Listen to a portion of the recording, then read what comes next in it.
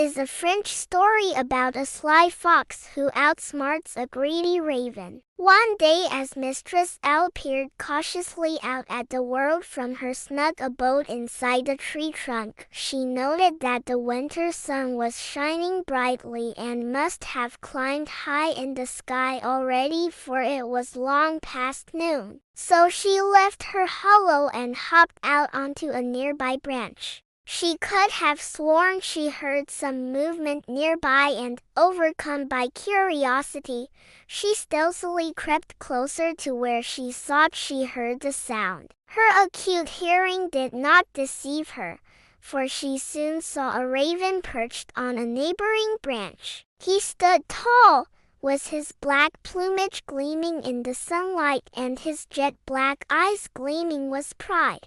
In his beak, he held a wheel of cheese that he had stolen from the kitchen of a nearby farm. Suddenly, there was a noise from below, and there stood Mr. Fox, drawn to the foot of the tree by the smell of the cheese. "Well met, good Sir Raven," said the foxy fox. "What handsome devil art thou? Thy beauty ravishes me. God forbid that I lie, for if thy song is but equal to thy plumage, then thou art truly a phoenix among birds in the forest. There is no doubt that one such as thou could render all creatures speechless, and what an honor it would be to hear thy exquisite song, a cartoon fox." These words filled Master Raven with pride and joy, and to show that he did indeed possess a beautiful voice, he lifted his head high and opened his beak in preparation to sing to Mr. Fox. This is when the wheel of cheese fell from his beak and tumbled down to the ground. "My dear Raven,"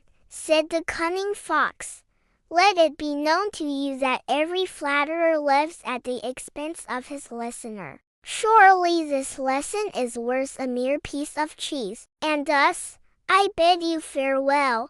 And with these words, Mr. Fox picked up the wheel of cheese and disappeared into the forest, leaving Master Raven to curse at his own foolishness. Then and there, the proud raven vowed that he would never be made a fool of again. Alone once more, Mistress Owl shook her head at the raven's blindness. How could he have been so stupid as to not realize that the fox was mocking him? But unfortunately, this was not the only foolish thing she had seen today. As she looked down to the forest floor below, she saw the grasshopper begging pitifully before the ant. Mistress Owl knew that the grasshopper had spent the summer singing and prancing around, and so she had no food to last her through the winter. The ant, however, had worked hard all season and had gathered and stored a great deal of food for the winter. And so the grasshopper found herself asking the ant for help.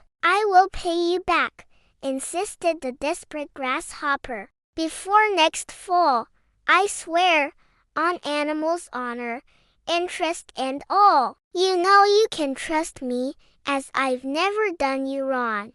Well, now the ant was not of the lending kind, that being his only fault. And as the grasshopper cried and cried, the ant remembered all of the months he spent with his back hunched carrying seed after seed for his winter store, never once resting or playing. With these thoughts in mind, the ant asked the grasshopper, "What did you do with all of your time this past summer? Night and day, may it not displease you, I sang and sang to my heart's content." "Oh, you sang, did you?" said the ant indignantly. "I'm quite glad. Well, now you may dance. Either way, I shall give you none of my food."